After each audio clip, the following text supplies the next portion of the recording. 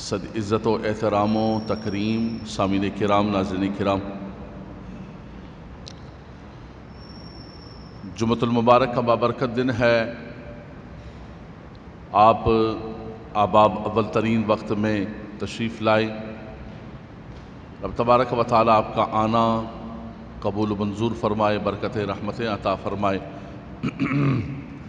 اللہ کا پاکیزہ کلام کتاب لا ریب فیہ قرآن ذیشان میرے سامنے کھلا ہوا ہے، اور میں نے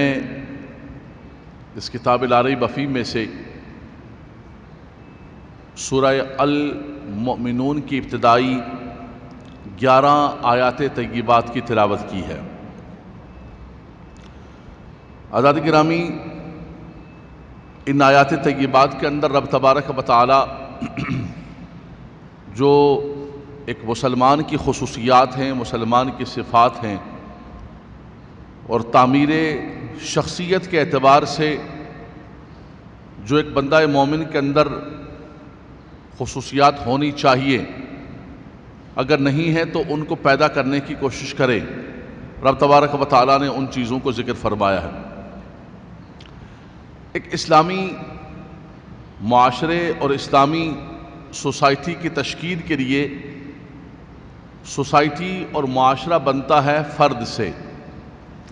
سب سے پہلے فرد کی تربیت ضروری ہے، انفرادی اعتبار سے، انڈیویجول سطح پر ہر شخص کے اندر ہمارے اندر کیا کمی ہے، کیا کوتاہی ہے، اور رب تبارک و تعالیٰ کیا چیزیں ہمارے اندر چاہتا ہے کہ اس کا ایک پیارا بندہ، اس کا ایک محبوب بندہ ایک مطلق انسان ہے، اور ایک انسانوں میں سے انسان مومن ہے، انسان مسلم ہے۔ ایک بندہ مومن کے اندر کیا کیا چیزیں ہونی چاہیے، یعنی سوسائٹی کی جو بیس ہے وہ فرد سے ہوتی ہے، وہ شخصیت سے ہوتی ہے۔ تو تعمیر شخصیت کی ان فاؤنڈیشنز کو ذکر کیا ہے، ان بنیادوں کو ذکر کیا ہے کہ جس پر سارے معاشرے کی ایک بلند و بالا عمارت ہوگی۔ اس عمارت کے لیے سب سے پہلے وہ جو بنیادیں ہیں، وہ جو اساس ہیں، رب تبارک و تعالیٰ نے ان کو ذکر کیا ہے کہ پہلے شخصیت، پہلے فرد سدھرے گا، پھر اس کی جو گھریلو زندگی ہے، آئلی زندگی ہے، اس کے اندر تبدیلی آئے گی، اور پھر ایک مسلم سوسائٹی اور مسلم معاشرے کے اندر ایک نکھار پیدا ہوگا، اور نیکی کا جذبہ بڑھے گا، اور اس کے بعد پھر ایک مملکت، وہی معاشرہ اپنے لیے ایک مملکت تیار کرے گا جس کے اندر یہی اصول اور یہی ساری کی ساری صلاحیتیں ہوں گی۔ وقت نہایت مختصر ہے، اللہ تبارک و تعالی ہم سب کی حاضری کو اپنی بارگاہ میں قبول و منظور فرمائے۔ سینکڑوں مسلمان بیٹھے ہوئے ہیں، آئیے میں آپ کو قرآن ذیشان کی ان آیات بینات کی طرف لے کے چلتا ہوں۔ سب سے پہلے ان کا ترجمہ اور تشریح ہم پیش کرتے ہیں کہ جن کے اندر رب تبارک و تعالیٰ نے ایک بندہ مومن کی، ایک بندہ کامیاب کی جو خصوصیات ہیں ان کو ذکر کیا ہے۔ لیکن میری آپ سے گزارش ہے کہ قرآن کی طرف توجہ فرمائیے گا۔ اعوذ باللہ من الشیطان الرجیم، بسم اللہ الرحمن الرحیم، قد افلح المؤمنون الذین هم فی صلاتهم خاشعون۔ تحقیق فلاح پا گیا۔ افلح کا معنی بنیادی طور پر ہوتا ہے پھاڑنا اور چیرنا۔ فلاح اور فلک یہ تقریباً دونوں ہم معنی لفظ ہیں۔ قرآن مجید کے اندر رب تبارک و تعالیٰ نے فرمایا ان اللہ فالق الحب والنوا۔ رب تبارک و تعالیٰ جو ہے وہ دانے کو چیر کر اور اس میں سے پودا نکالتا ہے،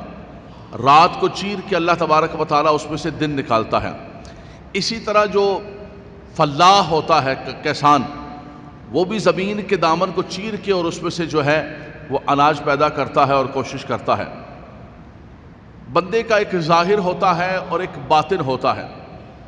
اس کے باطن کے اندر رب تبارک و تعالیٰ نے جو چیزیں رکھی ہیں اور جس محبت سے انسان کو پیدا کیا،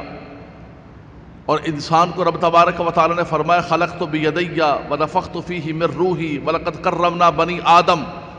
ہم نے آدم کو عزتیں عطا فرمائیں۔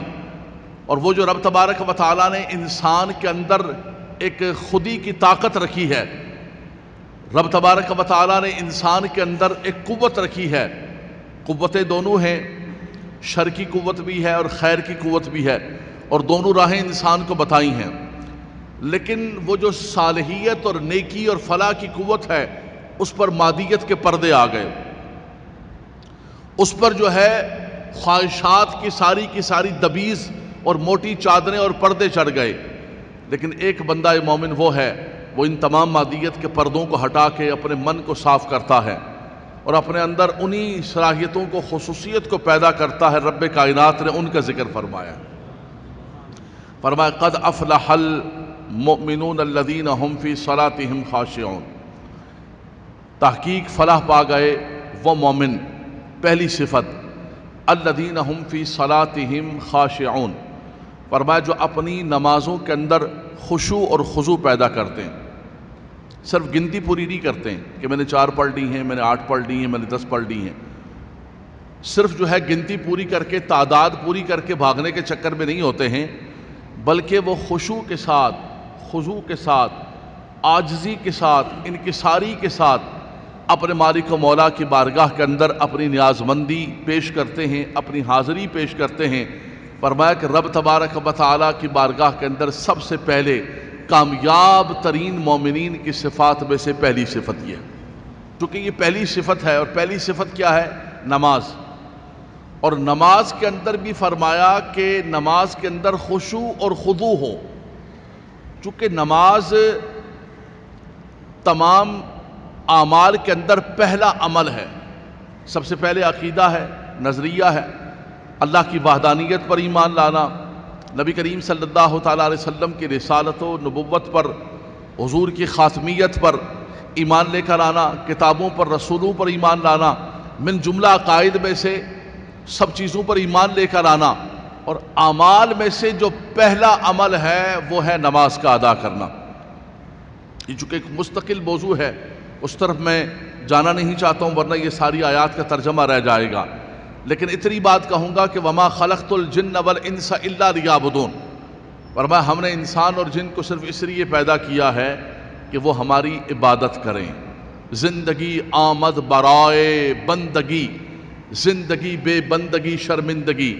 زندگی اللہ نے صرف اس لیے عطا فرمائی ہے، اس زندگی کا مقصد یہ ہے،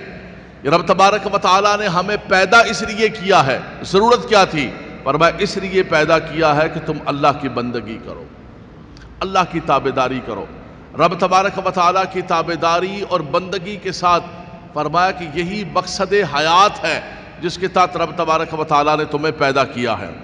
بین العبد و بین الکفر ترک الصلاۃ،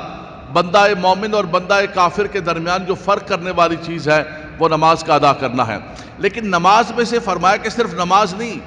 الذین هم فی صلاتهم خاشعون، فرمایا وہ لوگ جو اپنی نماز کے اندر خشوع، خضوع، عاجزی، انکساری، توجہ، انہماک کیسا ہونا چاہیے؟ اللہ کے نبی صلی اللہ علیہ وسلم نے فرمایا کہ جب اللہ کی بارگاہ کے اندر کھڑے ہو، ان تعبد اللہ کأنک تراہ فإن لم تکن تراہ فإنہ یراک، فرمایا ایسے کھڑے ہو کہ جیسے تم اللہ تبارک و تعالیٰ کو دیکھ رہے ہو، اس کی بارگاہ کے اندر تم کھڑے ہو۔ اگر یہ تصور و یہ گمان نہیں آ سکتا ہے تو کم سے کم منیمم سے منیمم ایٹ لیسٹ یہ تو تصور ہونا چاہیے، فرمایا کہ فَإِنَّهُ يَرَاكَ، کہ تم اس مالک و مولا کی بارگاہ کے اندر کھڑے ہو، تم اس کو دیکھ رہے ہو، یہ نہیں ہے تو کم سے کم فَإِنَّهُ يَرَاكَ، وہ تمہیں دیکھ رہا ہے، یہ تصور جو ہے یہ ہونا چاہیے، تب جا کے تمہاری نماز کے اندر خشوع اور خضوع پیدا ہو۔